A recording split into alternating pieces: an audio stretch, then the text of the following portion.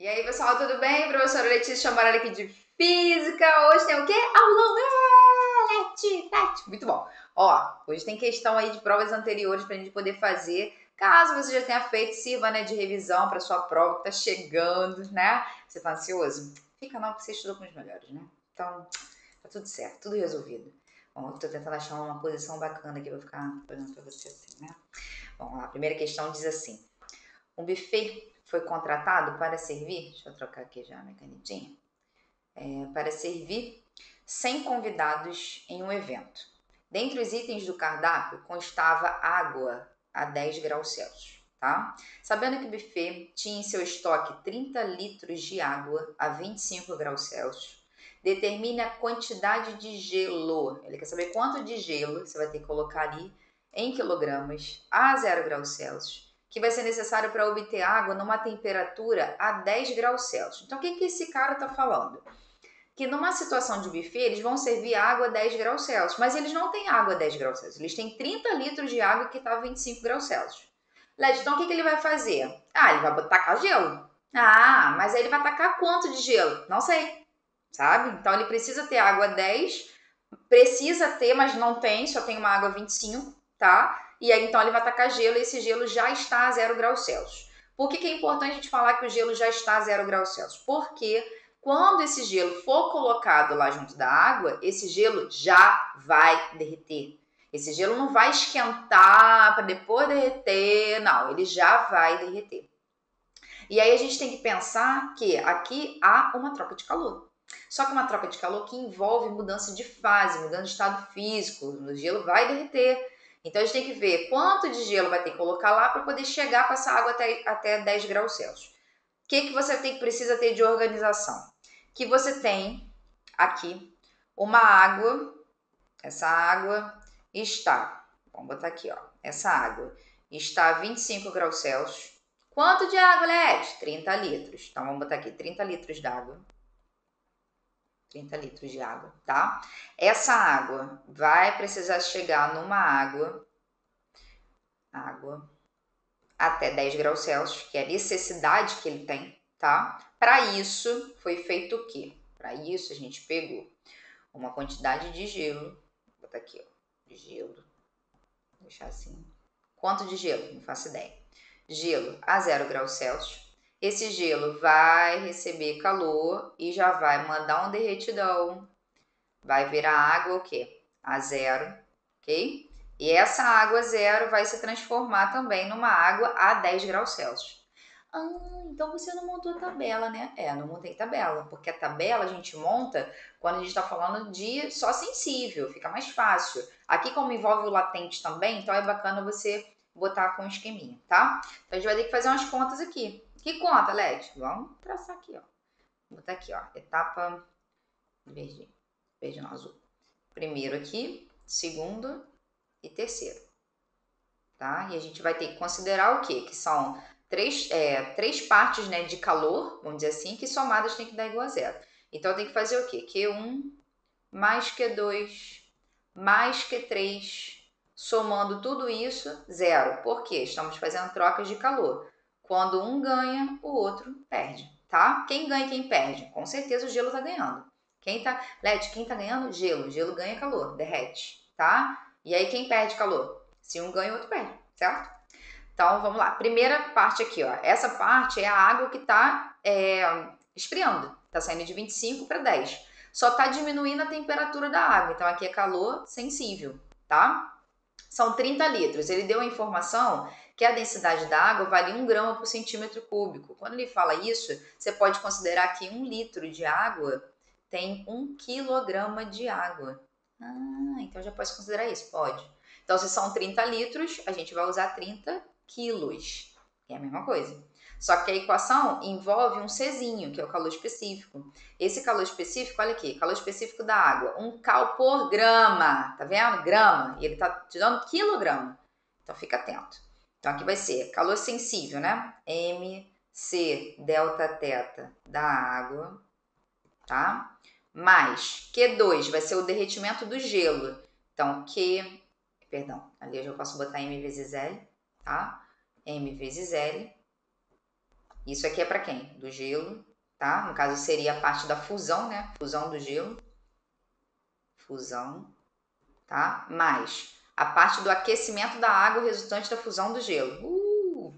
Então, MC delta teta daquela aguinha resultante, água da fusão, tá? Isso é igual a 0.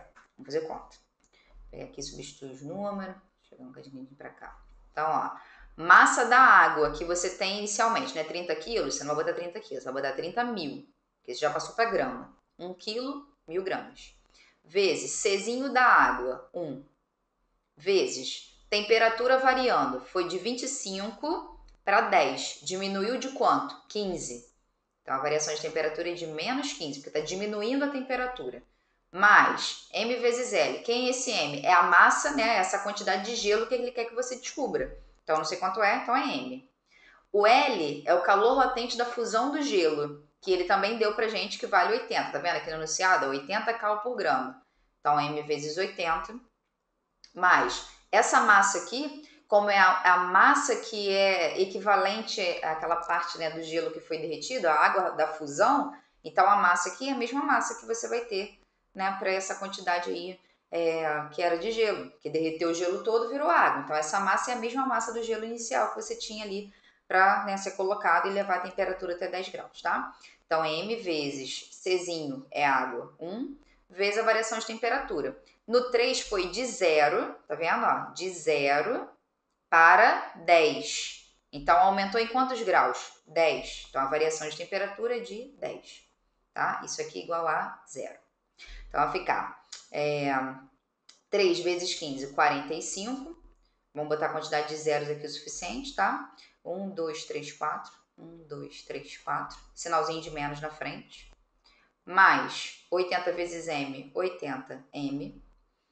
Mais 10 vezes M, 10M, igual a 0, tá? Então, ó, já posso dar uma simplificadinha nesses zeros aqui. Tem muitos zeros, a gente já pode lascar. Se todos eles você tiver como dividir, por exemplo, por um mesmo número, já simplifica, tá? Eu vou dividir todo mundo por 10. Então, corta esse 0, corta um zerinho daqui. Aí vai ficar menos 4, 5, 1, 2, 3 zeros. 1, 2, 3. Mais 8M mais 1M, 9M, igual a 0. Subi um bocadinho aqui, tá? Então, vou jogar lá para o outro lado. Então, 9M é igual a 45, 1, 2, 3. 45 mil. Joguei para o outro lado com o sinal trocado. Então, a massa vai ser 45 mil dividido por 9. 45 por 9 vai dar 5. Repete os zeros. 1, 2, 3. Então, achei 5.000 gramas. Só que essa é a resposta? Não. Porque a resposta, ele falou, determine a quantidade de gelo em em quilogramas. Como a gente achou 5.000 gramas, isso é a mesma coisa que 5 quilogramas. Tá? Então, a gente tem que colocar 5 quilogramas de gelo para que essa água aí consiga, então, chegar na temperatura que ele está desejando, que são 10 graus Celsius, tá? Então, entendeu? O que você tem que fazer? Pegar essa água, levar até 10, a água que ele tinha inicialmente leva até 10, mas tem que botar gelo, Led, não tem erro não. Pega o gelo, leva ele derretido, né? Derrete ele, depois esquenta, né? A água resultante ali, a água que veio da fusão, ela sofre um aquecimento até 10 graus Celsius. Led, mas se o gelo não tivesse inicialmente a 0 graus Celsius, o que eu deveria fazer? Não tem erro. Se o gelo tivesse a menos 10, por exemplo, inicialmente, você ia trazer esse gelo de menos 10 até 0, ou seja, um calor sensível do gelo. Depois você vai derreter o gelo, vai virar água até 0, tá? Água 0. Lembra que durante a mudança de fase, a temperatura ela não muda, tá? Ela fica constante. Por isso que ali eu coloquei gelo a 0 até água 0, porque ali é só mudança de fase. Se eu estivesse pegando esse gelo a menos 10 graus Celsius, eu teria que esquentar o gelo até 0, de menos 10 até 0. Depois eu iria derreter o gelo, calor latente. Depois eu vou pegar essa água resultante do gelo, né, da fusão do gelo, e levar ela até 10, tá? Então, muito cuidado com esse tipo de informação. Se o gelo já tiver a 0, a nível do mar ele já está derretendo ali, quando você der um pouquinho de calor, já está derretendo. E tem que ter muito cuidado, porque às vezes não existe uma... Nesse caso, ele quer saber qual é a massa do gelo para chegar com essa água até 10. Ok, até 10 graus Celsius. Mas pode acontecer situações que ele pede qual é a temperatura do equilíbrio. Então você tem que fazer contas assim, bom, quanto que esse gelo precisa perder, né? Precisa ganhar, na verdade, para que ele derreta completamente. Aí você faz a conta só para o gelo derreter. Ah, esse gelo precisa ganhar 5.000 calorias, tá? Aí ele faz a conta e vê assim, quanto que essa água consegue fornecer para esse gelo? Ah, essa água consegue fornecer 5.000 calorias. Então, o que você viu? O gelo precisa ganhar 5.000 e a água consegue fornecer 5.000 para ele. Aí você tem que ver, bom, se consegue fornecer, então significa que consegue derreter o gelo todo. Ah, tá. E esse equilíbrio dá 0 graus Celsius, tá? Leti, vamos supor que o gelo precise ganhar 5.000 calorias. Aí eu fiz a conta, achei 5.000. Mas a água não consegue fornecer isso tudo. A água consegue fornecer só 2.000 calorias, por exemplo, tá? Ah, se a água fornece menos, então o que vai acontecer? Ela vai derreter uma parte desse gelo. O gelo precisava de 5.000, mas a água que estava pobrinha, conseguia fornecer só 2.000 calorias. Então essa água derrete parte do gelo. Você fica com uma parte derretida e uma parte ainda quanto gelo. Esse equilíbrio se dá quanto? 0 graus Celsius. Porque você não conseguiu derreter tudo, você derreteu parte. Ainda tem gelo boiando naquela água, sabe? Então não tem o equilíbrio ali se dá 0 graus Celsius quando você tem as duas fases, tanto sólida quanto líquida, tá? Bem, vamos supor que agora esse gelo precise ganhar 5.000, mas a água tá absurda. A água tá conseguindo fornecer para esse gelo aí, se fosse necessário, para ela chegar, essa água chegar da temperatura que ela tá até 0 graus Celsius, ela poderia perder 10.000 calorias, por exemplo. Mas o gelo só precisava de 5.000.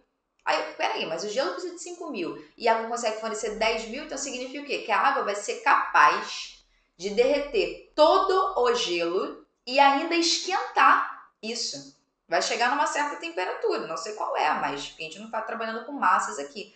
Mas com certeza vai conseguir esquentar ainda numa temperatura acima, né, de 0 graus Celsius. Então você pode calcular essas parcelas e ver, e aqui a água não consegue derreter tudo não. E aqui a água derrete um bocadinho só. E essa água derrete e esquenta, sabe? Então tudo envolvendo calor sensível e calor latente, tá? Então vamos lá, questãozinha número 2, fala assim, ó. Questão 2 diz, um atleta pratica salto ornamental fazendo uso de uma plataforma situada a 5 metros do nível da água da piscina. Ah, então vamos lá, a piscina aqui, né, ok. Aí os desenhos maravilhosos, né? O cara tá aqui numa certa altura de 5 metros, tá? Bonitinho tá aqui.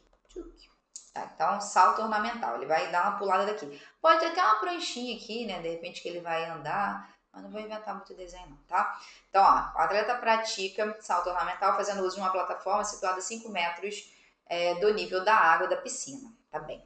Então, se o atleta saltar dessa plataforma a partir do repouso, ó, velocidade inicial igual a 0, com que velocidade se chocará com a água? Ele quer saber qual é a velocidade que vai chegar aqui, aqui embaixo.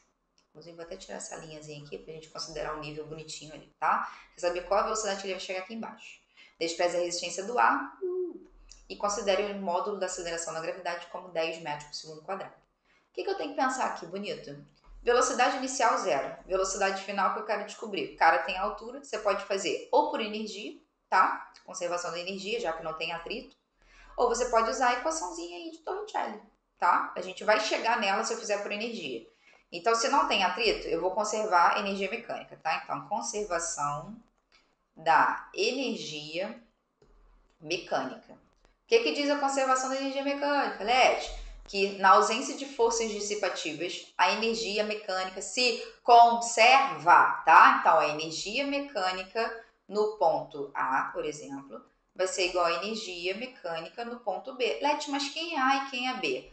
A é de onde ele está saindo, por exemplo, e B é onde ele está chegando. Ah, pode fazer o contrário? Pode. Se ela conserva, se A é B, B é A, tá, amor? Então, é isso aí. Vamos pensar na energia mecânica. Eu vou fazer passo a passo, tá? Mas você, se já tá ratazando aí de concurso, vai ver que a energia potencial gravitacional vai ser convertida em energia cinética. Beleza? Então, a energia mecânica é a soma de cinética mais potencial. Por que eu estou fazendo passo por passo? Porque pode acontecer de ter velocidade lá em cima, e aí você já vai saber fazer, tá? E a energia mecânica no B é a soma de energia cinética com potencial no ponto B. Lembrando que energia mecânica é a soma, tá, de cinética com potenciais. Aí pode ser elástica, pode ser energia potencial gravitacional, né? Ah, Leti, como é que existe cada uma delas? A energia, ela está associada a quê? Se tem velocidade em relação ao referencial, vai ter energia cinética. Se tiver altura, né, um certo desnível em relação ao nível de referência que você adotou, tem um desnível ali, então energia potencial gravitacional. Caso tenha uma mola, uma elástica sendo deformada, é energia potencial elástica, tá? Então vamos pensar, ponto A. Ponto A não tem velocidade, então não pode ter cinética. Já unimos zero aqui, tá? Zero. Ah, Leti, mas ele não tem velocidade, não pode ter cinética.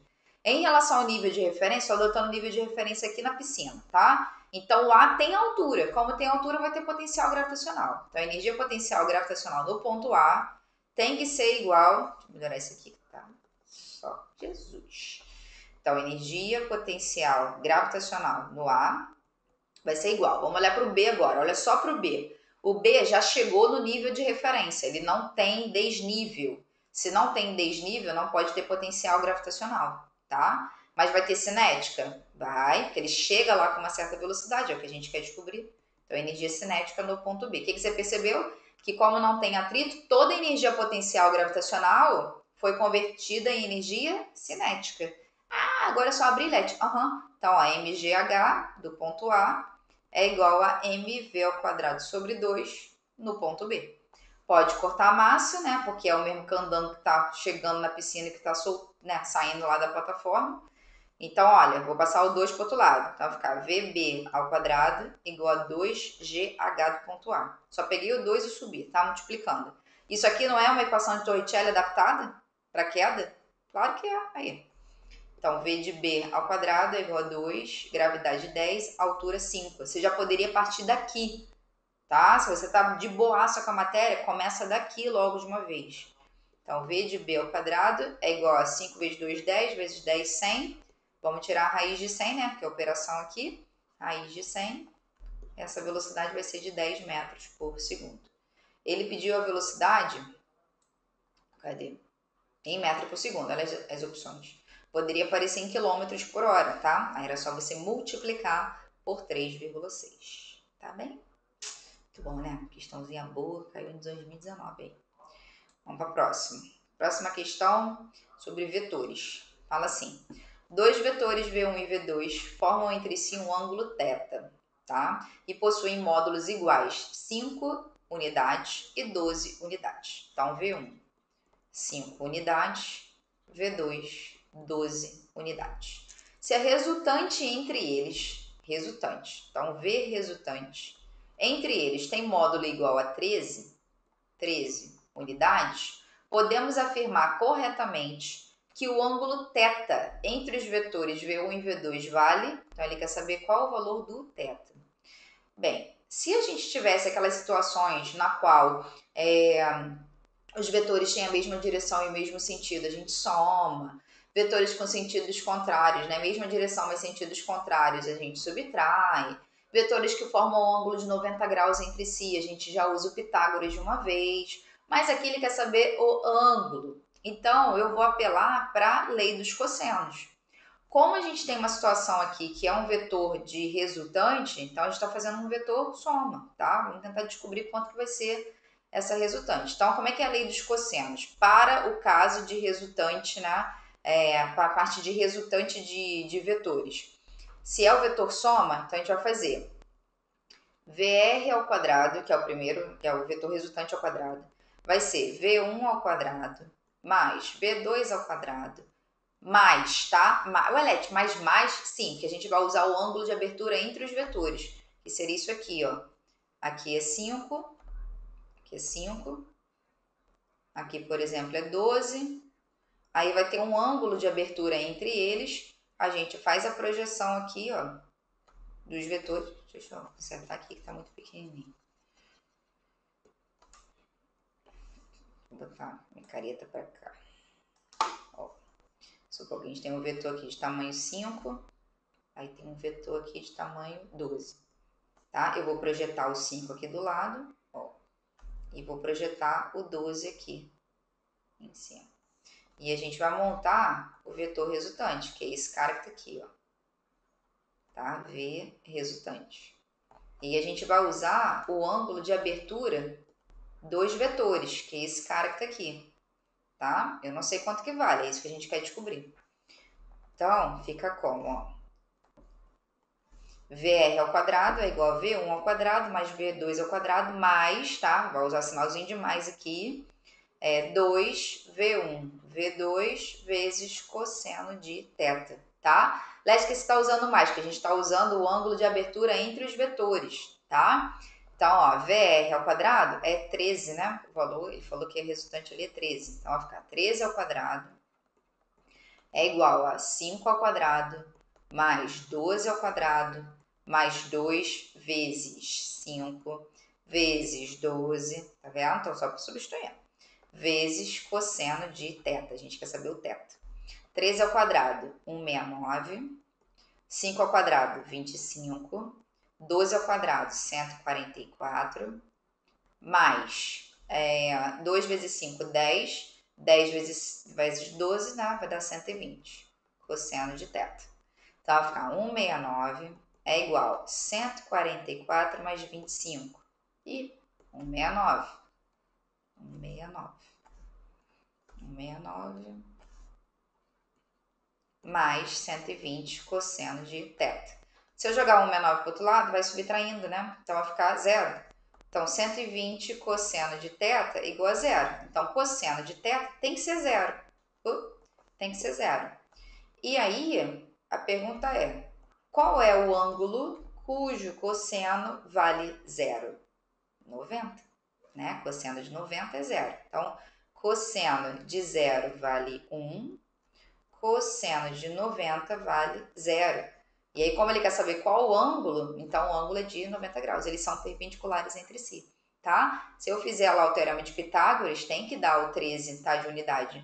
Então, vamos só fazer a prova dos 9 aqui, ó. Se eu tiver 5 e 12, eu já sei que é 90 graus. E eu quero saber o resultante. Ah, Leti, então se eu quero saber o resultante, quero saber esse cara aqui, né? A gente quer saber o V resultante. Se eu já sei que o teorema de Pitágoras serve por conta de ter 90 graus entre eles, então eu posso fazer, ó. VR ao quadrado é igual a 5 ao quadrado mais 12 ao quadrado. Então, VR ao quadrado é 25 mais 144. VR ao quadrado, 169. E quanto que é a raiz de 169? 13. Que bate exatamente com o que ele falou aqui, ó. 13. Mas a gente não sabia quanto era o ângulo, agora a gente sabe. Se você quiser lá, né, ficar fazendo os experimentos de ver se é 180, que 180 seriam sentidos contrários, né? Então, teria que ser a subtração deles dando 13. E como o primeiro vale 5, o outro vale 12, então com certeza você não poderia marcar 180 graus, tá? Porque a subtração deles não dá 13, né? 45 graus, eu teria que jogar no teorema lá, né? Eu teria que colocar na lei dos cossenos. Se for zero, eles teriam que ser apontar na mesma direção em sentido. Ou seja, eu teria que somar o 5 com 12, daria 17, não daria 13. Então, você teria que verificar se era 45 ou 90 graus, tá? Porque 0 e 180 jamais, tá? Daria pra fazer de cabeça esses dois valores. Aí você poderia tentar o de 90 graus e ter sucesso, tá? Bem, vamos para 4. Até aí de boas? Tomara que. Rumo ao gabarito. Vamos lá. Então, uma mola está suspensa verticalmente próxima à superfície terrestre. Próxima à superfície terrestre. Então, ele está falando que está suspensa aqui, tá? Onde a aceleração da gravidade é adotada como 10 metros por segundo quadrado. Uma coisa importante, tá, pessoal? A aceleração da gravidade a gente considera 10, né? Usa exercício 10 para poder facilitar a conta, né? E o concurso também permite a gente usar isso. Mas se ele mandar você usar 9.8, você vai usar 9.8, tá? Outra coisa importante. A gravidade não é constante em todos os pontos da Terra, tá? Ela não tem o mesmo valor. O valor que ela tem no Equador é diferente do que ela tem nos polos. Então, você tem que saber que tem diferença desses valores. É importante que você saiba isso. Então, inclusive, a gente falou disso lá em gravitação também, tá? E também na aula de leis de Newton, quando a gente falava sobre a força-peso. A gente falou sobre gravidade lá. Bem, então, na extremidade livre da mola é colocada uma cestinha. Vou botar uma cestinha aqui, então. Será que tem condições de desenhar uma cestinha? Vou botar a cestinha. Isso aqui tá mais um saco, mas tudo bem. Então, botamos uma cestinha de massa desprezível, que será preenchida com bolinhas de gude de 15 gramas cada. Leti, quantas bolinhas? É isso que ele quer que você descubra, né? Óbvio. Então, cada bolinha, né? Massa da bolinha é de 15 gramas. Ao acrescentar bolinhas à cesta, verifica-se que a mola sofre uma elongação proporcional ao peso aplicado. Então, já está vendo que é uma dinâmicazinha de leve aqui, né? Sabendo que a mola tem uma constante elástica de K igual a 9 Newton por metro, quantas bolinhas é preciso acrescentar à cesta para que a mola estique exatamente 5 centímetros? Aí você, o quê? Calma, o que eu tenho que pensar aqui? Forças, tá? Vou pensar em forças. Led, quais são as forças que estão atuando ali? Vamos colocar. Ó, eu tenho aqui força, peso. Peso sempre vai marcar vertical para baixo, tá? Led, mas não é para o centro? Ele aponta, a Terra puxa os corpos para o centro. Mas quando a gente vai marcar o vetor peso, a gente marca ele verticalmente para baixo, tá? Então, vou marcar o peso aqui, ó, vertical para baixo. Só que tem uma força aqui, que é a força da mola. Led, que força da mola é essa? É a força elástica, tá vendo? E ele está falando que tem que ter uma elongação ali de tantos centímetros. Só que como que eu vou fazer isso? Ele falou que vai esticar proporcional ao peso aplicado. Ou seja, se aqui é resultante nula, significa que a força peso tem que ser igual à força elástica. Você garante a condição de equilíbrio. Tá? Esticou, esticou, esticou até aqui, a força elástica ficou igual ao valor do peso. Tá? Então os módulos são iguais. Então o que é o peso? É massa vezes a gravidade. O que é força elástica? É a lei de Hooke, K vezes X. A gente quer saber quantas bolinhas a gente vai ter que colocar lá. Ou seja, eu posso descobrir qual é a massa total e depois dividir pela massa de cada bolinha. Posso fazer isso para descobrir quantas delas tem lá. Ou eu posso, no lugar da massa, substituir pela massa da bolinha vezes um Y. Esse Y é a quantidade de bolinhas. Aí eu já vou estar calculando o valor, né, dessa quantidade que eu preciso. Então, a massa total é a massa da bolinha multiplicado pela quantidade de bolinhas que você tem. Se eu tenho Y bolinhas lá, vai me dar a massa total, tá? Vezes a gravidade é igual a K vezes X, tá? Quem eu quero descobrir não é Y? Então, Y é igual a KX dividido. Quem está multiplicando com Y passa para o outro lado dividindo. Então, vai passar a massa da bolinha vezes a gravidade. Então, essa daqui é a equação que a gente tem que usar. Meu Deus! Só montei a equação para a gente não ter que ficar jogando para um lado, jogando para o outro direto. Então, pensa, ó, peso é igual a força elástica. Qual é a equação do peso? Massa vezes a gravidade. Qual é a equação da força elástica? K vezes X, lei de Hooke. A massa total é composta de quê? De massa de bolinhas vezes quantas bolinhas você tem lá dentro da cestinha, tá? Vezes a gravidade igual a K vezes X. Eu quero descobrir a quantidade de bolinhas, eu quero saber o valor do Y. Então, tudo que está multiplicando o Y passa para o outro lado dividindo. Então, vai ficar KX dividido por M de bolinha vezes gravidade. Agora, é só substituir os valores, fazer conta e ser feliz. Vou dar para cá. Então, Y é igual. K, quem é a constante elástica? 9. Então, já boto um 9 aqui. X é a deformação. Só que olha o K. O K está em Newton por metro. Esse X, que é a deformação da mola, desculpa, está em centímetros. Eu tenho que colocar em metros. Só dividir, né? Então, 0,05 metros. Tá? Ó, metro, decímetro, centímetro. Eu estou em centímetro, quero passar para metro, estou voltando duas casas. Estou multiplicando por 10 a menos 2, tá? Então, é isso aí. Então, aqui vai ficar 0,05, ou multiplicar por 10 a menos 2, mesma coisa. Então, 5 vezes 10 a menos 2, tá? É a mesma coisa que 0,05, tá, povo? Sobre massa da bolinha. Quanto que vale cada bolinha? 15 gramas. Só que, de novo, lá a gente não pode substituir em gramas, a gente tem que colocar em quilogramas. Então, como é que você faz? Ó, quilograma, decagrama. Ih, não, peraí. Errei. Quilômetro, eu falo quilômetro. Hectômetro, decâmetro, metro. Aí aqui é grama. Então, quilômetro, hectômetro, decâmetro, metro. Então, quilograma, hectograma, decagrama, grama, tá? Se você lembrar, ó, quilômetro, hectômetro, decâmetro, metro. Lembra essa sequência? Você tira o metro, ó, que tá aqui, e troca para grama. Quilograma, hectograma, decagrama, grama, tá? Então, aqui o que eu tô fazendo? Eu tô pegando, tirando de grama e tô trazendo para quilograma. Tô voltando Ó, tô voltando 3 casas. É só você multiplicar por 10 a menos 3. 15 vezes 10 a menos 3 quilogramas. E esse cara aqui é 5 vezes 10 a menos 2 metros.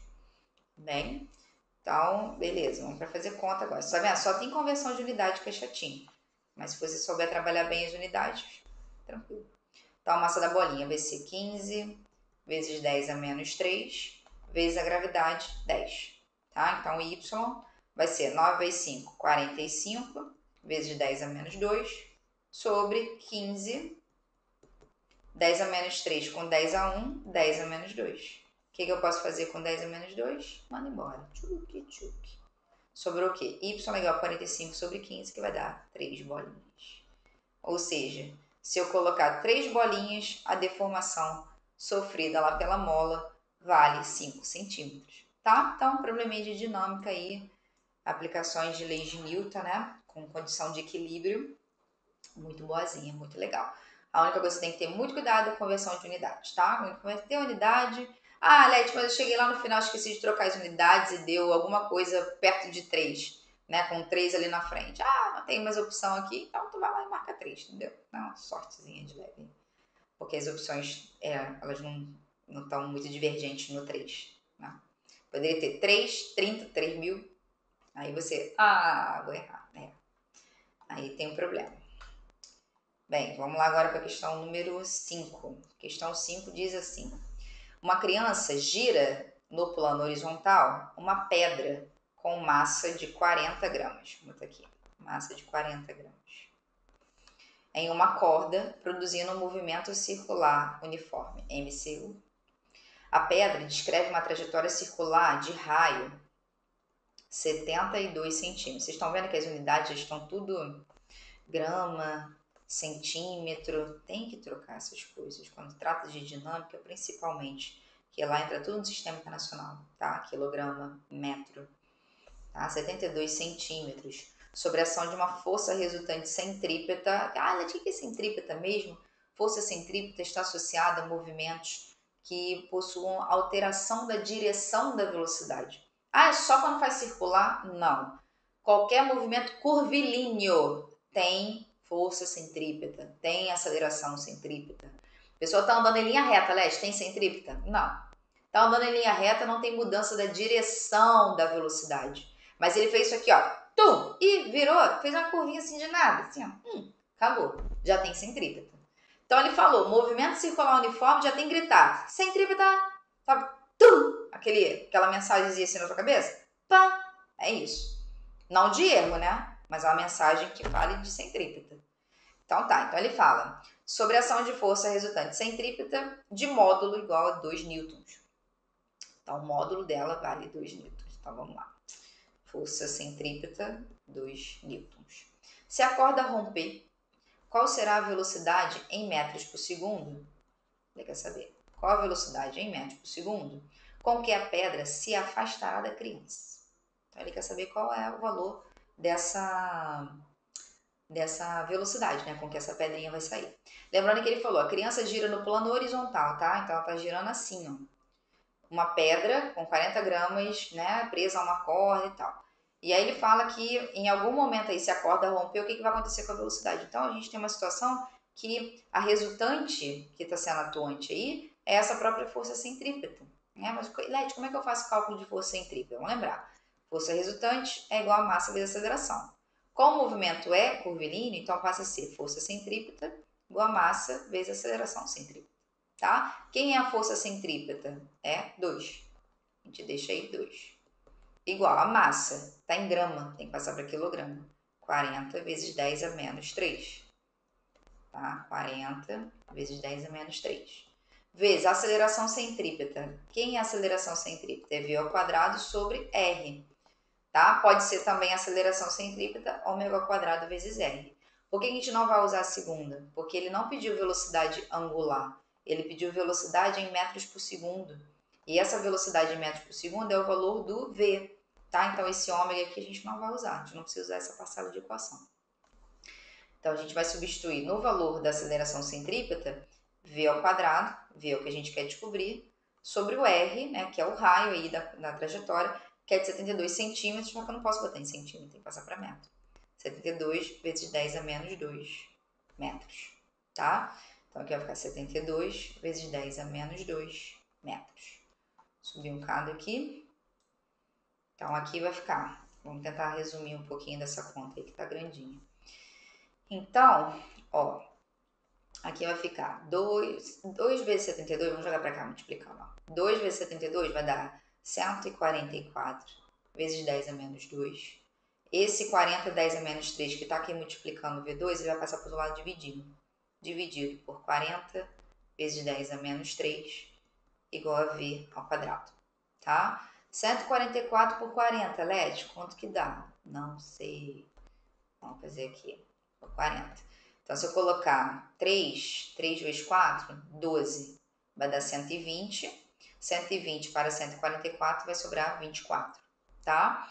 24 não divide, né? Então, você bota uma vírgula, acrescenta um zero aqui, ó. 240 por 40 vai dar 6. Então, aqui tá dando nessa divisão 3,6. Agora, vamos trabalhar a potência de 10. Você tem um 10 a menos 2 lá em cima. E esse 10 a menos 3, ele tá embaixo, ele pode subir com o sinal trocado. Ou você faz aquele negócio, repete a base, subtrai de põe. Eu prefiro subir, tá? Então, era 10 a menos 3, ele sobe, fica 10 a 3. Então, V quadrado vai ser 3,6. 10 a 2 com 10 a 3 vai dar 10 elevado a 1. E o que é 10 elevado a 1? É 10, né? Então, 3,6 vezes 10, 36. Então, a velocidade vai ser raiz de 36, que vai dar 6 metros por segundo. Tá? Essa é a velocidade com que o negociado lá vai sair. Tá bem? De boa, né? Questãozinha boazinha, classuda, excelente. Vamos continuar. Tem que beber uma água, né? Porque a pessoa aqui tá falando, negociado na garganta tá assim, gritante. Vamos lá, continuando então. Ó, questãozinha número 6 fala: um astronauta de massa M e peso P foi levado da superfície da Terra para a superfície de um planeta cuja gravidade, aceleração da gravidade em módulo, é igual a um terço da aceleração da gravidade registrada na superfície da Terra. Ou seja, a gravidade do planeta é um terço da gravidade da Terra. É isso que ele está falando. No novo planeta, os valores da massa e o peso desse astronauta, em função das intensidades na Terra, serão... O que a gente tem que lembrar aqui? Peso e massa são coisas diferentes, tá? Quando a gente fala de massa, a gente está falando de quantidade de matéria, a gente está falando lá da parte da inércia, a gente está falando de quilogramas, tá? Grama, tonelada, então isso é massa. E a massa, ela não altera nunca. A massa, você tirou o objeto, tirou daqui, levou para a Lua, a massa permanece constante, o que vai mudar é o peso. Por quê? Porque peso é força. E peso é calculado através de massa vezes a gravidade. A massa, ela fica constante, mas a gravidade muda. Então, se a gravidade mudar de um lugar para outro, como tem, sei lá, tá tirando daqui e levando para outro planeta, a gravidade está alterando 3 vezes, né? Está diminuindo 3 vezes. O peso vai ser alterado 3 vezes, mas a massa vai ficar constante. Então, o que a gente tem que lembrar? Que na Terra, o peso na Terra é PT, tá? E aí está sendo usada uma gravidade na Terra. Só que a gravidade lá no planeta é um terço da gravidade na Terra. Ou seja, se é um terço de gravidade, então já sabe que o peso tem que ser um terço também, tá? Então, o peso na Terra, se eu estiver considerando como P, como ele falou lá, né? Que é igual a P, então o meu peso agora no tal planeta, o peso no tal planeta Pzinho, vai ser P dividido por quanto? Por 3. Tá? Então, esse peso cai 3 vezes também por conta da gravidade, está diminuindo 3 vezes, mas a massa continua constante, tá? Então, a massa é M, que ela continua constante, ela não vai ser alterada. Então, o que a gente tem que ver? Alterou a gravidade? Diminuiu a gravidade 3 vezes? Então, o peso vai diminuir 3 vezes também, tá? E a massa? Constante. Então, a massa continua sendo M e o peso cai 3 vezes, P sobre 3, tá? Questão boa, caiu em 2019 aí, recente, né? Não é uma questão antiga, não. Bem, questão 7 fala: a superfície livre de um líquido em repouso em um recipiente é sempre plana e horizontal, pois todos os seus pontos suportam a mesma pressão. Beleza, falou de pressão aí, tá? Então, com base nessa afirmação, responda a lei que descreve esse fenômeno físico. Bom, o que a gente tem que pensar? Lei de Pascal, né? Teorema de Pascal, lá, o que fala o Pascal? Que acréscimos de pressão vão ser transmitidos integralmente por todos os pontos do fluido e paredes do reservatório. Então, se eu vou lá, pressiono um fluido, aumentando em 3 atm a pressão em cima desse fluido, esse 3 atm vai sendo transmitido por todos os pontos do fluido. Tá? Então, é o acréscimo de pressão que é produzido que a gente vai falar sobre a parte do Pascal. Se eu estou usando um tubinho de pasta de dente, se eu estou usando, né, o freio do carro, que é a óleo, né, e tal, então isso vem como o teorema de Pascal, tá? O Steven, né, que o povo relaciona aí, é você calcular, por exemplo, a pressão que um determinado ponto está submetido devido a uma coluna, por exemplo, de líquido que está em cima desse determinado ponto, uma coluna de fluido que está em cima desse ponto. Então, se você mergulha numa piscina e você está a uma certa profundidade nessa piscina, em cima de você, se é uma piscina, ela está aberta, existe pressão atmosférica ali, né, por conta da piscina ser aberta, então tem essa pressão que a camada de ar, né, que envolve a Terra, provoca em cima desse fluido, que é chamada pressão atmosférica, vai ter essa pressão e vai ter a pressão também devido à coluna de líquido que está em cima de você. E aí o fato de ter, né, ele está falando, a superfície de um líquido em repouso, ó, em um recipiente é plano. Gente, não tem como você ter um reservatório e essa água, por exemplo, está com essa inclinação aqui, não tem essa possibilidade. Então, a pressão, ela faz com que todos os pontos fiquem aqui nessa parte, né? Claro, a gente está falando de um mesmo fluido, vai ficar na mesma altura. Se a gente tiver um sistema, por exemplo, de vasos comunicantes, na qual você coloca líquidos immiscíveis ali, coloca água, coloca óleo, aí você vê que tem, né, um certo desequilíbrio ali, vamos dizer assim, por conta das alturas, por conta de aquele líquido menos denso, aquele que tem menor densidade, é aquele que vai possuir uma maior altura na coluna do tubo, tá? Mas aqui a gente está falando de uma superfície de líquido, tá? Em repouso, no reservatório e tal, que é plano, é sempre horizontal, né? Todos os pontos com a mesma pressão e tal. Ele não está falando que está tendo acréscimos de pressão. Então a gente tem que pensar em Steven, tá? Tem que falar sobre o Steven. Torricelli aí a gente está pode estar pensando de repente no experimento, né, que Torricelli fez. Na verdade, eu não vi lei de Torricelli, não, tá? Mas o Torricelli fez um experimento que ele mostrava lá o fato de pressão atmosférica subir numa certa altura de coluna de mercúrio, tá? Mas basicamente pra gente na hidrostática é Pascal, Steven e Arquimedes, tá? O Arquimedes é aquele cara que estudou o empuxo, sabe? Lembra? Contar a história lá na banheira, que ele entrou para poder ver o negócio da se a coroa do ouro do rei era de ouro mesmo. Aí conta que ele entrou na banheira e verificou que o volume de água que saía era o mesmo volume que entrava. Aí ele saiu gritando, né, pela rua, gritando, eureka, eureka. Então, o Arquimedes estudou o empuxo, que é aquilo que fala que corpos mergulhados num determinado fluido sofrem uma força vertical de baixo para cima, denominada empuxo, tá? Isso está na aula de hidrostática. E lá no finalzinho, tá? Da parte de hidrostática. E aí ele fala o quê? Que os corpos aparentam ser mais leves por conta da ação do empuxo. O empuxo é sempre vertical, de baixo para cima, tá? Se um corpo está mergulhado no fluido, ele está sofrendo ação de uma força de ascensão, tá? Uma força de baixo para cima. E fluido não é só água, tá, povo? Pode ser óleo, o ar, que a gente está aqui, ó, tem ar aqui, tem empuxo em cima de mim, só que meu peso é maior do que o empuxo, então eu vou sair voando por aí igual um balão, né? Então, seria basicamente isso. Então, pra gente, nessa série tem que ser Steven, tá? Dá uma lidinha sobre a parte teórica de hidrostática, é sempre bem bacana você estar fixo, né, com isso daí. Tá? Vamos lá, questão número 8.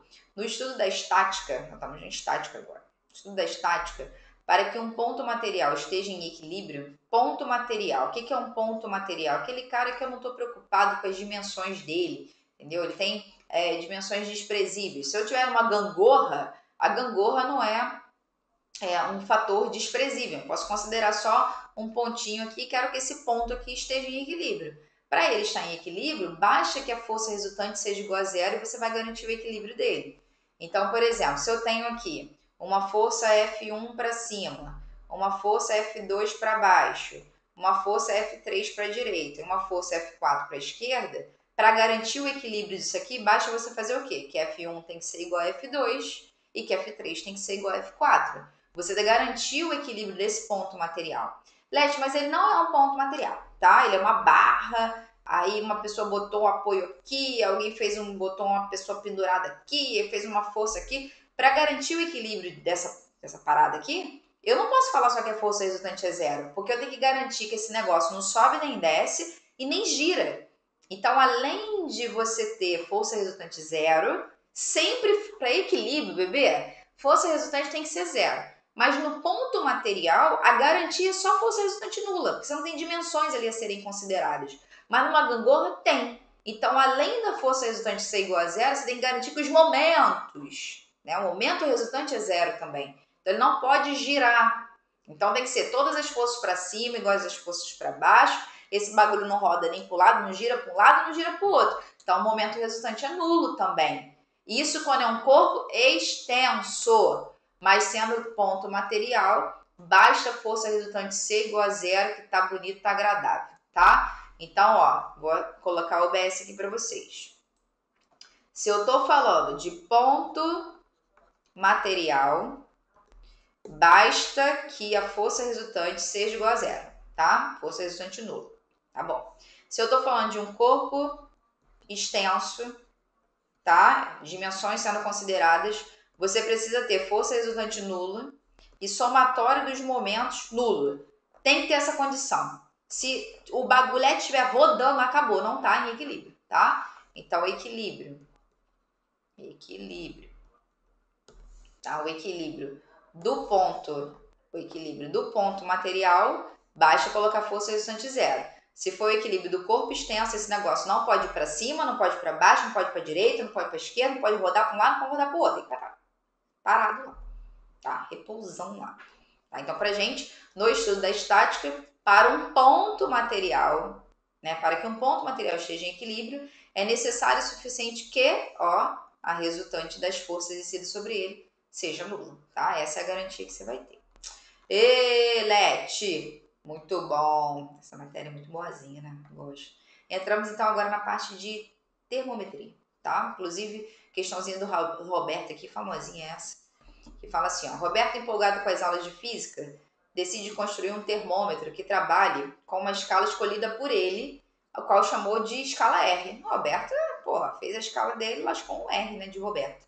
Para tanto definir o menos 20, R como ponto de fusão do gelo. Vamos lá, ponto de fusão, ok. E 80 graus R, como a temperatura de ebulição da água. Ebulição, ponto de ebulição da água, tá? Robertinho botou isso aí. Sendo R a escala na temperatura criada por Roberto e C, então vai comparar com a escala Celsius aqui, ó. E C, considerando que o experimento seja realizado ao nível do mar. Para que ele fala isso? Para você ter noção que você pode usar 0 e 100 como os pontos de fusão e ebulição da água, tá? A expressão que relaciona corretamente as duas escalas será, então ele quer a equação de conversão. Então aqui é R, aqui é C. Ih, Leti, mas não tem equação já não, né? Tem não, tu vai ter que montar. Como é que você faz isso? Relação entre as alturas. O do meio menos o de baixo, de cima menos o de baixo, tá? Então, do meio menos o de baixo vai ficar R menos 20. Do meio menos o de baixo. O de baixo é negativo, então menos, tá? O de cima menos o de baixo. 80 menos 20. Isso tem que ser igual a quem? C menos 0 sobre 100 menos 0. Agora vamos trabalhar as matemáticas da vida aqui, ó. Então, R menos com menos mais, R mais 20, sobre 80 mais 20, 100, igual a C sobre 100. Ah, bananada açucarada isso aqui. Vamos lá, faltou o 100 aqui, ó, simplifiquei. Então, C vai ser R mais 20. Se tu olhar, as opções estão em função de C, tá? Então, é R mais 20. Se ele colocasse a resposta em função de R, aí seria C menos 20, tá? É só jogar o 20 lá pro outro lado. Com um sinal trocado. Muito que bem, muito bem. Vamos lá agora para a questão também de calorimetria, só que agora envolvendo curva de aquecimento, tá? Bem, o que a gente tem que lembrar em curva de aquecimento? Quando você for olhar um determinado gráfico, a coisa mais importante que você tem que fazer é olhar os eixos, tá? Primeiramente, você tem que olhar os eixos para você ver o que está sendo trabalhado ali. Então, eu já estou vendo assim, temperatura, tá? E aqui quantidade de calor. Então, o que eu já tenho que interpretar? Cara, esse bagulhete aí vai ganhar calor, ora a temperatura varia, ó, varia aqui, ó, nesses casos aqui, ó, que eu tô riscando. Ora a temperatura fica constante, ó, constante. Então esse corpo tá ganhando calor e ora é calor sensível, ora é calor latente. Por que LED? Porque quando varia a temperatura só, é calor sensível. Quando muda de fase, é calor latente. Então, ó, em trechos que você tem variação de temperatura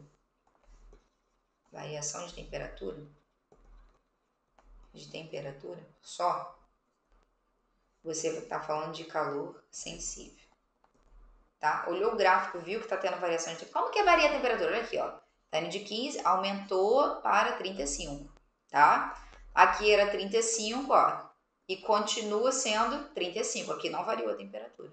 Aqui foi de 35, ó, foi para 85. Então, esse aqui é calor sensível. Mudou a temperatura, é sensível. LED, quando não muda a temperatura? Quando tem mudança de fase, aí é calor latente. Tá? E aí, o que você vai fazer de bizu? Na mudança de fase, a temperatura fica o quê? Constante. A temperatura não pode variar no calor latente, tá? Então, como você já sabe, ó, aqui ele fala, vamos ler a questão. A figura a seguir mostra a curva de aquecimento de uma amostra de 200 gramas, tá? 202 gramas de uma substância hipotética, né? Inicialmente a 15 graus Celsius, no estado sólido. Então, ela está aqui no sólido, tá? Em função da quantidade de calor que esta recebe. Determine o valor aproximado do calor latente de vaporização da substância em cal por grama. Ele quer o de vaporização. Então, olha só. Aqui é sólido. Aqui vai mudar de fase e vai virar líquido. Como é que é o nome da mudança de fase do sólido para o líquido? Fusão. Então, o pedaço da fusão é esse todinho aqui. Ó. O início da fusão ocorre com 2.000 e termina com 6.000. Então, para a fusão, são 4.000 calorias. Tá vendo? Ó, de 2.000 para 6.000. Então, 4.000 foram absorvidas só para poder derreter essa determinada substância que eu não sei quem é. Tá? Fusão, 4.000 calorias. Beleza, Leti, aí derreteu tudo, virou líquido. Isso. Depois do líquido, ele vai para o gasoso. Ó, gasoso. Só que do líquido para o gasoso tem um nome de processo, que é o da vaporização, tá? Que é a conversão, né? A mudança de estado físico de líquido para o gasoso. Como a questão pede vaporização, então tua conta tem que ficar aqui, ó, tá? E é para fazer a área? Não, não é para fazer a área, não. Não empolga, não, tá? Então, o que eu tenho que ver? LED, quanto que ele ganhou na vaporização? A vaporização começou em 11.000 e terminou em 15.000. Quanto que ganhou na vaporização? 4.000 também, tá? Então, a minha conta vai ter que ser feita aqui, ó, nesse pedaço só, tá? A vaporização, ó, tem que ser feita nesse ponto. Aí a gente vai fazer, né, a vaporização que ele quer. Então, Q igual a M vezes L. Qual é a quantidade de calor recebida na vaporização só? 4.000. Qual é a massa da substância? 200. Qual é o L da vaporização? É o que a gente quer descobrir, tá? É o LV. Então, eu vou fazer 4.000 dividido por 200. Esse aqui é o calor latente de vaporização. Posso cortar 2 arinhos, 40 por 2 vai dar 20 cal por grama. Tá? Esse aqui é o calor latente de vaporização. O que significa calor latente de vaporização? É quantas calorias você vai ter que fornecer para cada grama daquela determinada substância. Então, o que significa? Para você vaporizar essa substância, você tem que fornecer 20 calorias a cada grama daquela substância para ela poder vaporizar, tá? É isso aí que ele está falando, é isso que está sendo explicadinho. Tá, bom, agora uma questãozinha de ótica, bonitinha, que fala sobre os princípios da ótica, tá? Então fala, considere um observador frente a 3 anteparos em um meio homogêneo e transparente, cada um com um orifício em seu respectivo centro, conforme mostra a figura que se segue. Através desses orifícios, o observador consegue enxergar a chama de uma vela devido a um princípio da ótica geométrica denominado, é o seguinte, nós temos 3 princípios de ótica geométrica, tá? O primeiro não tem uma ordem, mas tem o princípio da independência dos raios de luz, reversibilidade dos raios de luz e propagação retilínea da luz. Falar sobre propagação retilínea da luz é dizer o quê? Que a luz se propaga em linha reta em meios homogêneos e transparentes. Então, se ele vai... tem um alinhamento, né, desses furos. Tem uma vela que está acesa, essa pessoa consegue enxergar ali, então existe um alinhamento, o anteparo não está bloqueando a passagem, né, dessa luz. Então, aqui é princípio da propagação retilínea da luz, beleza? Então, você tem propagação retilínea da luz. Você tem independência, tá? Independência. Letra tá maravilhosa, que eu tô sem apoio no braço aqui. Independência, tá? Dos raios de luz. E tem o da reversibilidade dos raios de luz. Qual é a diferença entre eles? Falou de propagação retilínea da luz? A luz se propaga em linha reta em meios homogêneos e transparentes. Exemplos: altura e sombra, altura de prédio, sabe o negócio da altura do prédio, a sombra do prédio, a altura da árvore, teorema de Tales? Isso. Formação de sombras, penumbras. Quando fala sobre eclipse, tá? Porque o eclipse é o alinhamento, né, de Sol, Terra e Lua, tá? Aí você pode ter eclipse lunar, eclipse solar, dependendo da posição que você tem. Inclusive, você pode entrar lá na aula de ótica de novo para poder relembrar os eclipses, mas é um alinhamento. Então, o Sol tá mandando a luz dele, uma hora a Lua cria uma região de sombra na Terra, tá? E aí, se a pessoa estiver na região de sombra, o eclipse para ela é um eclipse total, mas se estiver numa região de penumbra, é um eclipse parcial, tá? Isso aí seria o eclipse solar, que só ocorre quando você tem lua nova, tá? Ah, Leti, mas aí a lua tá na outra posição e aí ela acaba ficando totalmente, né, escurecida e tal, a pessoa tá pegando a Terra, coloca a lua totalmente numa região ali de sombra. Então, esse aí já é o eclipse lunar, que só ocorre com lua cheia, tá? Então, não esqueça disso aí. E aí é o seguinte, é tudo propagação retilínea da luz, tá? Então, falou de eclipse, já fica ligado aí que é propagação retilínea. A independência diz o quê? Se você pode ter raios de luz que se cruzaram e depois do cruzamento cada um continua o seu caminho, como se o outro não existisse, tá? Então, eles continuam o seu caminho independente do outro. Então, você tá lá, na época, né, que podia, ia numa festa que tem, né, os raios de luz se cruzando, você vê, né, raio azul, vermelho, verde, eles se cruzam depois do caminho, continua, depois do cruzamento cada um continua o seu caminho e continua com as mesmas cores que eles tinham antes, tá? Que saiu do canhão. A reversibilidade é aquele que diz o quê? Se o A vê o B, B vê A. Então você está dentro de um carro e a pessoa está conversando com você através do espelho retrovisor. Então, a pessoa está dirigindo, você está no banco de trás aqui, você vê a pessoa no banco de trás, a pessoa te vê também. Então isso é a reversibilidade dos raios, tá? Então, excelente. Vamos lá, continuando. Questão número 12, questãozinha aí que vai falar sobre espelhos. Vamos lá. Então, ó, questão 12 diz: uma árvore de Natal de 50 centímetros de altura, a altura do objeto é a árvore, né? Então, 50 centímetros de altura foi colocada sobre o eixo principal de um espelho côncavo, tá? Então, o espelho é côncavo. Há uma distância de 25 centímetros do seu vértice, esse aqui é o valor do P, distância do objeto até o espelho. Sabendo-se que esse espelho possui raio de curvatura R igual a 25 centímetros, com relação à imagem formada, pode-se afirmar corretamente que... Bem, é o seguinte, o que a gente tem que lembrar, né, na parte dos espelhos?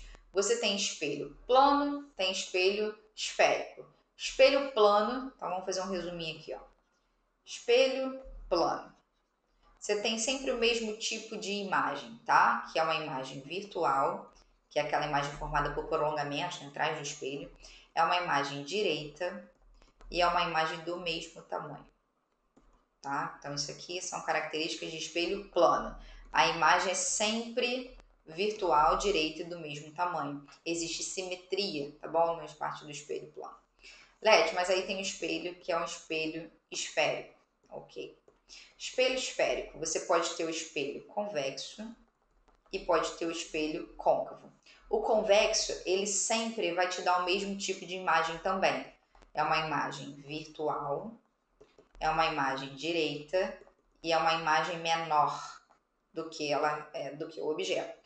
Esse espelho convexo, ele tem a característica de fazer o quê? Ele diminui o tamanho da imagem e amplia campo visual.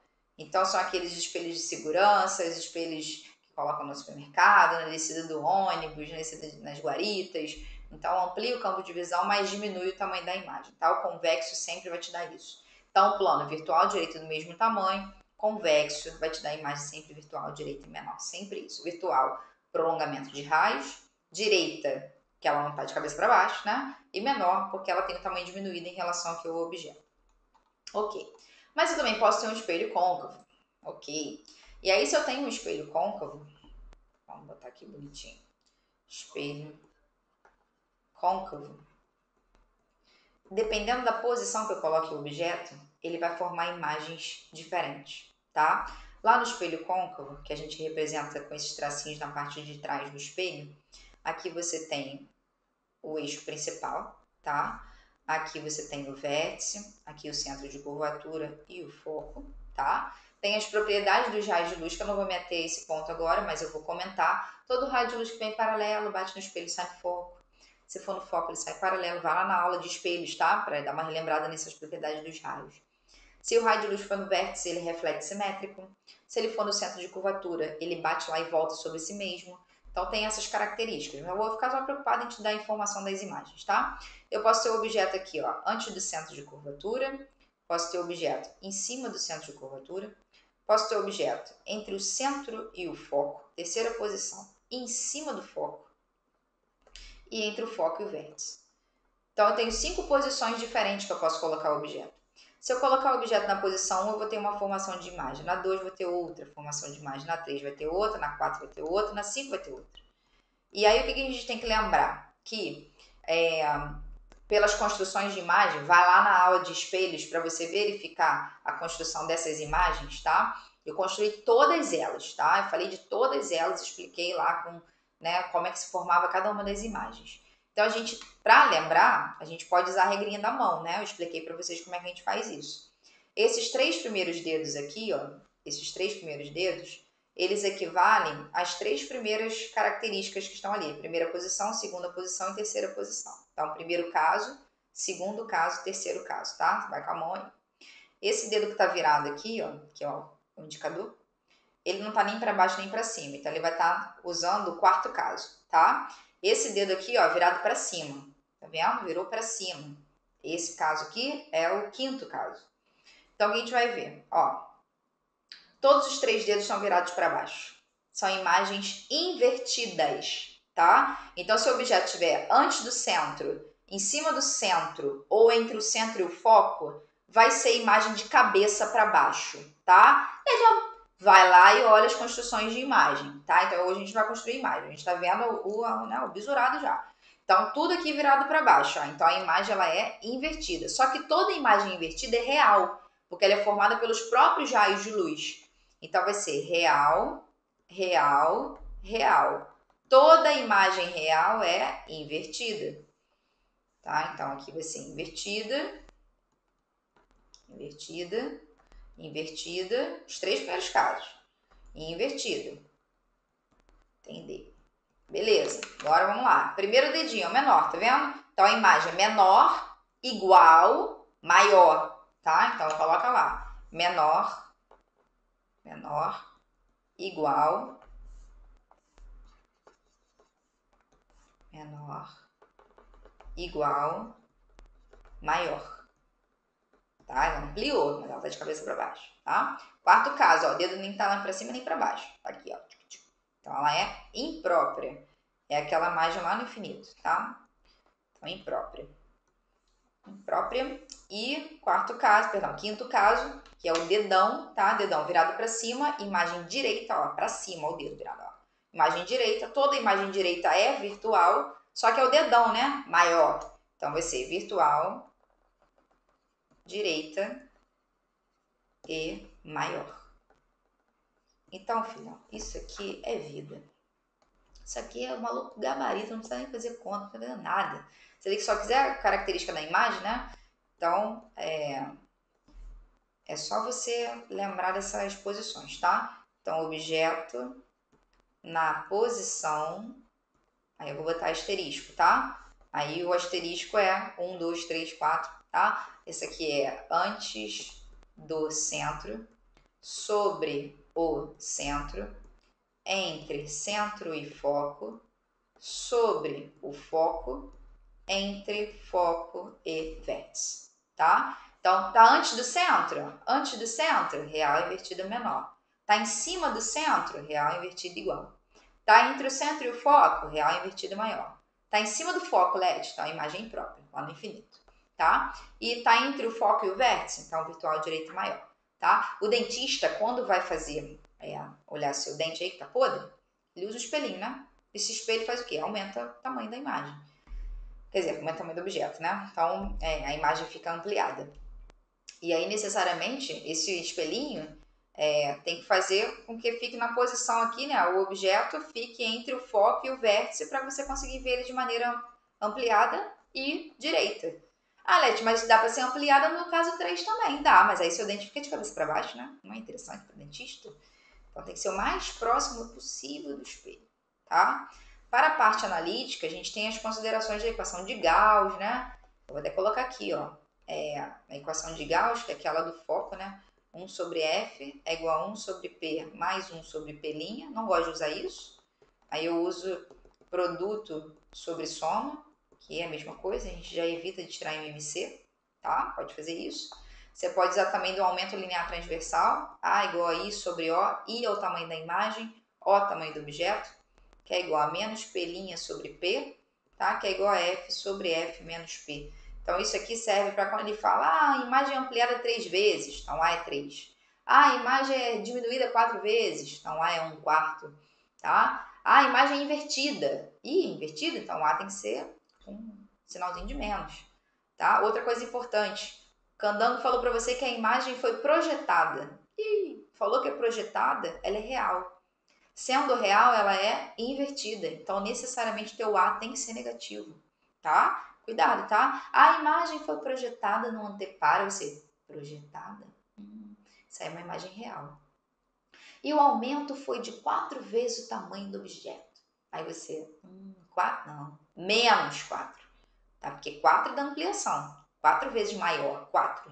Mas ele falou que é real. Se ela é real, ela é invertida. Então, o A tem que ser negativo. Meu Deus! Que isso, gente? E eu acabei não respondendo a questão ainda, né? Só tô dando matéria de espelho. Então é o seguinte, vamos ler a questão aqui de novo. Então, uma árvore de Natal de 50 centímetros, ela foi colocada diante de um espelho côncavo, tá? A uma distância de 25 centímetros do seu vértice. Então, vamos desenhar um espelho aqui, ó. Então, 25 centímetros. Tá bom. Sabendo que o espelho tem raio de curvatura 25, então olha só, aqui é o vértice, aqui é o centro, aqui é o foco. Essa distânciazinha aqui, ó, do foco até o vértice, a gente chama de distância focal.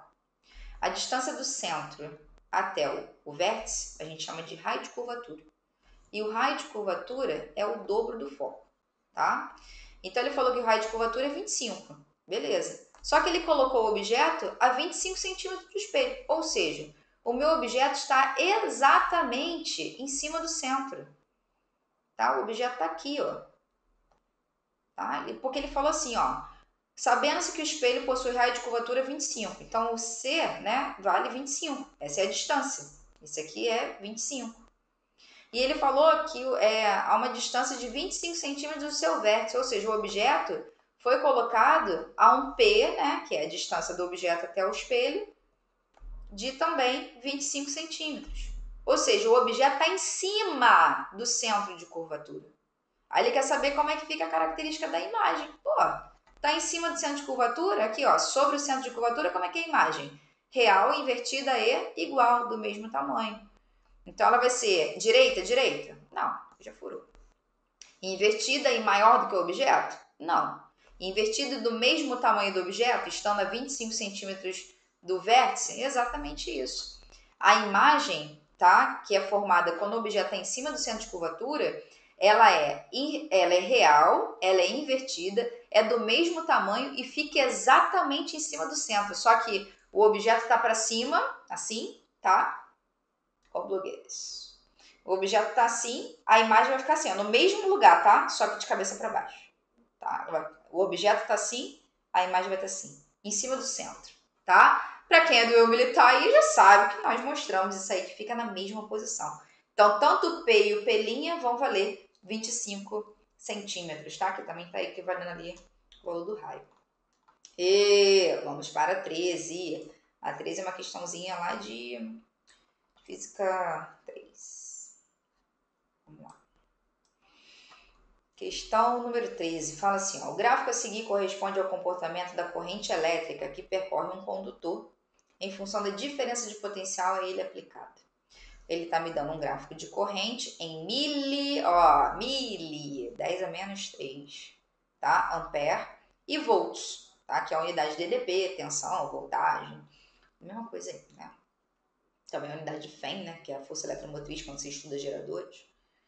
Bem, ele fala, sabendo que este condutor é constituído de um fio de 2 metros de comprimento, tamanho L, tá? E de um material cuja resistividade a 20 graus Celsius, vale isso aqui. Resistividade é o nosso Rho, tá? Que depende do material, depende da temperatura. Então, é característica, um fio feito de cobre, um fio feito de X, sei lá. Então, esse material, mudou a resistividade, tá? Determine a área da seção transversal do fio e o valor da resistência, R, tá? Desse condutor na referida temperatura. Então, é o seguinte, povo, o que a gente tem de informação? Tá? A gente tem corrente, tem a voltagem aqui, ou tensão elétrica, tá? E a gente tem lá nas leis de Ohm, duas leis, tá? Quais são as leis? Primeira lei de Ohm é a lei que é do Uri, U igual a RI.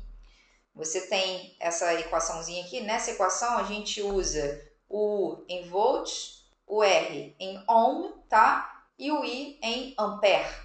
U é a diferença de potencial, tensão, voltagem, é dada em volts, tá? R é a resistência elétrica, tá? Que é dada em ohm, que é essa letra bonita aqui. E o I é dada em ampere.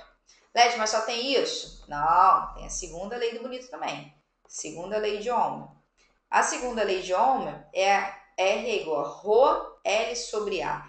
Repara que você consegue determinar a resistência tendo informações do seu condutor. Qual é o material que é feito? Então, é o Rho, resistividade.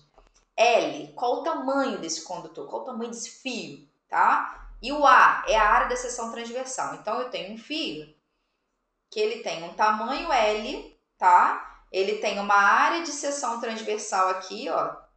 A área da seção transversal faz um corte no fio, assim. Você vai ver uma área assim, de seção transversal.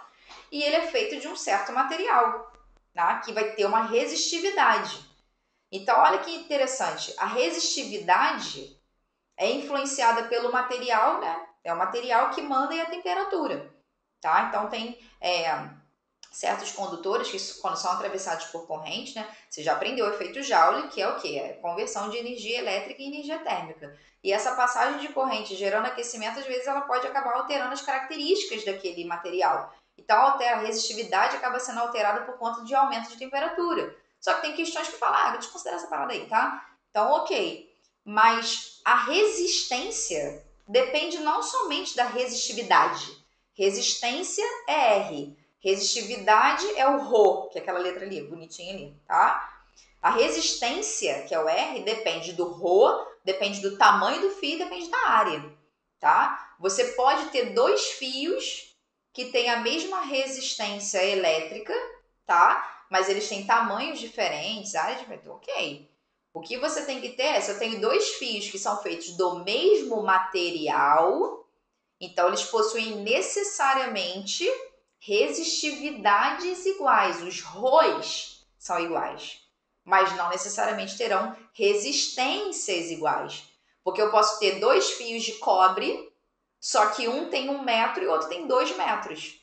Então, pera. Se a resistência depende do tamanho do fio, então se eu tenho comprimentos maiores, quanto maior o tamanho do fio, maior é o valor da resistência. Para um mesmo material, né, para o mesmo Rho e para uma mesma área, né, o mesmo calibre ali do fio. Então é bacana você saber isso, tá? Que a resistência não somente depende do material, depende também do tamanho do fio, da área, né, do calibre desse fio, da área da seção transversal. E o rolete? E a resistividade? Depende de quem? Depende do material e da temperatura. Tá? Então, fizemos já uma introduçãozinha teórica aqui de leis de Ohm, uma revisãozinha bonita. E aí você vai agora para a equação, vamos lá. Ele quer saber o quê? Valor de resistência e o valor da área. Vamos tirar do gráfico, ó. U igual a RI. Qual é o valor do U? Vamos pegar um par ordenado aqui, ó. Escolher esse primeiro. Esse aqui é o valor do U, esse aqui é o valor do I. Tá? Então, U, olha para o eixo, 25, não tem nada, é só 25. R, quem é o R? Não sei. E quem é o I? I é 50, só que não é 50 só. Porque é miliampere. Então, esse 50 vezes 10 a menos 3. Cuidado com esses submúltiplos, tá? Então, R vai ser 25. E esse 50, 10 a menos 3, está multiplicando, passa para o outro lado dividindo. Então, fica 50 vezes 10 a menos 3. Vou simplificar o 25 e o 50, vai ficar 1 sobre 2. E esse 10 a menos 3 que está embaixo, eu vou subir com ele para o sinal trocado. 10 a 3 é 1000, tá? 1000. Dividido por 2, vai dar quanto? 500. 500 ohms é o valor da resistência. Daí você vai lá nas opções, eu tenho 500 aqui e 500 aqui. Então eu vou ser obrigada a calcular a área. Então vamos. Então vamos lá. R é igual a ρ L sobre A. Eu quero o valor do A. Vou trocar de posição aqui, ó. A e R. Então A é igual a ρ L sobre R. Tá vendo? Ilhétrico pode fazer isso? Pode. Não tem problema não. Você só não pode o que está multiplicando, fica multiplicando sempre. Não. Eu troquei de posição. Eu quero saber o A. Subo com A, desço com R. Tá? Olha o sinal de igual aqui, tá vendo? Sobe com A, desce com R. Não tem problema. Então, a minha área vai ser ρ, que é 1,75, vezes 10 a menos 6, ó, ohm metro, tá? Vezes o L, que é o tamanho do fio, já tá em metro, tasca 2, sobre a resistência, que é de 500. Eu vou botar aqui 5 vezes 10 a 2, tá? Por quê? Para poder facilitar a conta, tá? Então, a área vai ser 1,75 vezes 2, vai dar 3,5, tá? Vezes 10 elevado a menos 6, tá? Lete, por que dá 1,5? Ó, 2 vezes 1, 2. 2 vezes 0,75 vai dar 1,5. 1,5 mais 2, 3,5, tá? Então, isso. Não entendi não. Então, aperta o braço aí. Sobre 5 vezes 10 a 2. 3,5 por 5 vai dar 0,7. 10 elevado a menos 6 já está lá em cima e o 10 a 2 eu vou subir com o sinal trocado. Tá? Então, a minha área é 0,7 vezes 10, repete a base e soma os expoentes, tá? Então, menos 6, menos 2, menos 8 metros quadrados. Aí você vai lá e fica ansioso. Lete, mas tá com 10 a menos 4. Aqui tá 10 a menos 4. Neném, calma. Aqui tá em metro quadrado. Olha a resposta. Centímetro quadrado. Tá vendo? Lete, mas eu tô vendo que é 0,7 lá. Marca logo, calma. Metro, decímetro, centímetro. Eu estou em metro quadrado. Eu quero chegar em centímetro quadrado, eu vou avançar 2 casas, ó. Como eu estou avançando 2 casas, eu multiplico por 2. Só que aí eu tenho potência não, eu tenho área, né? Então é 2. Então cada casa vai ter 2 zeros. Então o que a gente vai fazer? 2 vezes 2, 4. Eu vou multiplicar por 10 elevado a 4. Tá? Então 2 casas. Esse primeiro 2 é porque eu andei 2 casas.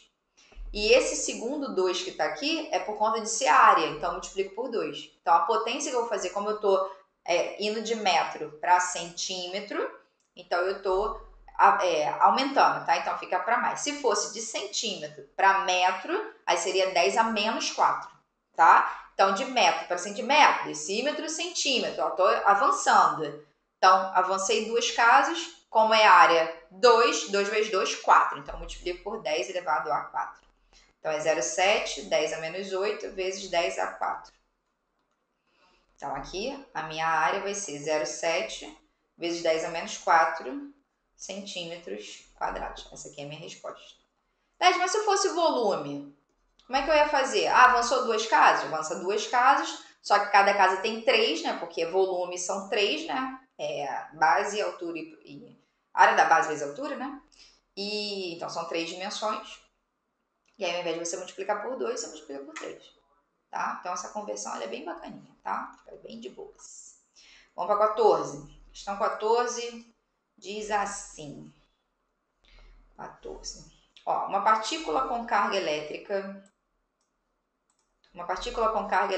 igual a 3,2 microcoulomb carga E velocidade V, é lançada perpendicularmente, ó, ângulo de 90, a um campo magnético uniforme e sofre ação de uma força magnética de intensidade igual a 1,6 10 a 2 newtons. Tá? Então, esse aqui é o valor do Fmag, força magnética. Determine a intensidade do campo magnético, ele quer saber o valor do B, tá? Vetor indução, tá? Campo magnético B, no qual a partícula foi lançada.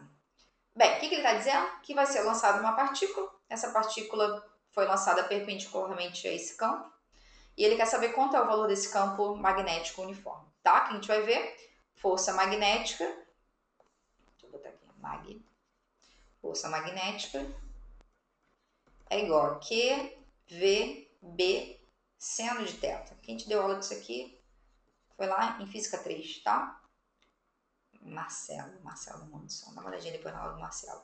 Então, a força magnética dá 1,6 10 a 2 é igual a carga, olha isso aqui, micro, não pode usar 3,2, é 3,2 vezes 10 elevado a menos 6. Ih, Leti, não lembro disso não. 10 a menos 6, ó, mili, micro, nano, pico. Mili, 10 a menos 3. Micro, 10 a menos 6. Nano, 10 a menos 9. Pico, 10 a menos 12. Quando lançou microcoulomb, tu vai botar 10 a menos 6 lá, não esquece, tá? Vezes V, que é 2 vezes 10 a 4, tá em metro por segundo já, ótimo. O B tu quer descobrir, e aqui vai ser seno de 90, tá? Só que, ó, seno de 90 vale quanto? 1. Ih, lembra disso não. Vamos lá no círculo. Ó, 1, 0, 0, 1, menos 1 e 0, 0 e menos 1. Meu Deus, muito lindo, círculo trigonométrico. Esse aqui é o cosseno e esse aqui é o seno, tá? Aqui é 0 ou 2π, tá? Π sobre 2 ou 90 graus. Aqui é π ou 180 graus. E aqui é o 3π sobre 2, 270 graus. Como eu quero seno de 90, vamos lá. 90, ó, 90. Tá? O primeiro valor do cosseno, lembra? E o segundo valor é do seno. Aqui, ó, 1. Tá bem? Então, seno de 90, 1. Então, aqui vai ficar vezes 1. Beleza, Leti? E aí? Vamos fazer conta. Então, é 1,6 10 a 2 igual a 3,2 vezes 2. Já posso lançar aqui um 6,4. Ó, 3,2 vezes 2. 6,4. 10 elevado a menos 6 com 10 a 4. 10 a menos 2 vezes B. Tá? Então, 1,6 10 a 2. 3,2 vezes 2, 6,4. 10 a menos 6 com 10 a 4, 10 a menos 2, e o B é o que a gente quer descobrir. Então, B vai ser 1,6 10 a 2 dividido por 6,4, 10 a menos 2. Ah, Leti, corta nada. Olha a potência diferente, viu? Então, você vai lá e faz, ó. Se eu olhar 16 e 64, tô vendo que eles são múltiplos. Então, eu vou simplificar aqui por 1,6, vai dar 1 e 4. 1 por 4, 0,25. 10 a 2 já está lá em cima, e esse 10 a menos 2 do denominador sobe, troca o sinal dele. 10 a 2. 0,25 vezes 10 a 4. Então, dá uma olhada na opção lá. Cadê? Não tem com 10 a 4. Então, você vai fazer, ó. Aumenta o número, diminui no expoente. 2,5 vezes 10 aumentou o número, diminui no expoente, 3. Então, esse aqui é 2,5 10 elevado a 3 teslas. Letra B de bola. Bola não, B de bravo. Isso a gente fala no militar. Então, 2,5 10 a 3 Tesla, tá? Tesla é a unidade de campo magnético. Questão número 15, revisãozinha básica aí de ondas. Ondas mecânicas e ondas eletromagnéticas. Qual é a diferença entre elas? Ondas mecânicas são aquelas que necessitam de um meio material para poder se propagar, né? Elas não se propagam no vácuo. Necessariamente ela precisa de um meio. Então, por exemplo, as ondas mecânicas, sei lá, onda sonora é um bom exemplo de onda mecânica porque elas não se propagam no vácuo, elas precisam de um meio material para se propagar. Então, esse negócio desses filmes que você vê de Guerra nas Estrelas, pô, pá, um barulho só para dar efeito, né, de emoção para você, tudo mentira, não tem nada daquele barulho lá, tá? Onda eletromagnética não necessita de um meio material, então ela pode se propagar no vácuo. Ah, é só no vácuo, né? Não falei isso. Falei que ela pode também se propagar no vácuo. Onda eletromagnética se propaga em tudo, tá? Inclusive no vácuo.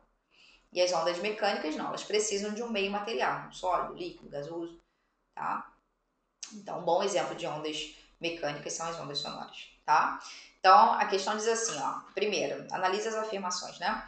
Ondas mecânicas se propagam no vácuo, pelo amor de Deus, tá? Já lançou um falso aqui, não vou nem acabar de ler, tá? Onda mecânica não se propaga no vácuo, tá? 2. Ondas longitudinais são aquelas cujas vibrações coincidem com a direção de propagação. O que acontece? A gente pode ter uma onda, por exemplo, assim, que ela tá vibrando para cima e para baixo, tá? Mas ela tá propagando para frente. A direção de vibração é perpendicular à de propagação, tá vendo? Propaga sim e vibra sim. Propaga para frente e vibra sim.